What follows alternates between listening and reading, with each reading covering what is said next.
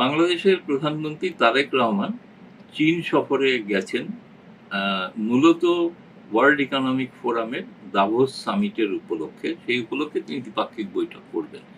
এখন ভারত সরকার তার সফরের উপরে নজর রাখছে এবং নজর রাখার কারণটাই হচ্ছে যে তিনি সেখানে গিয়ে কি ধরনের সিদ্ধান্ত নেন, কি ধরনের চুক্তি করেন, সেগুলোর উপরে তখনই ভারত সরকার তার প্রতিক্রিয়া জানাতে পারে। সকলেই জানেন যে প্রধানমন্ত্রী নরেন্দ্র মোদী তারেক রহমানকে সর্বপ্রথম ভারতে আমন্ত্রণ জানিয়েছিলেন। তিনি সর্বপ্রথম বিশ্বের নেতা যিনি শুভেচ্ছা জানিয়েছিলেন। কিন্তু এটা নিশ্চিতভাবে প্রমাণ হলো যে তারেক রহমান সরকার মালয়েশিয়া এবং চীনকে বেছে নিয়েছেন, ভারতকে গুরুত্ব দেননি। চীনের সঙ্গে প্রধানমন্ত্রী তারেক রহমান কি ধরনের সামরিক চুক্তি বা প্রতিরক্ষা চুক্তি করেন সেটা না দেখে ভারতের প্রতিরক্ষা মন্ত্রণালয় কোনো মন্তব্য করবে না।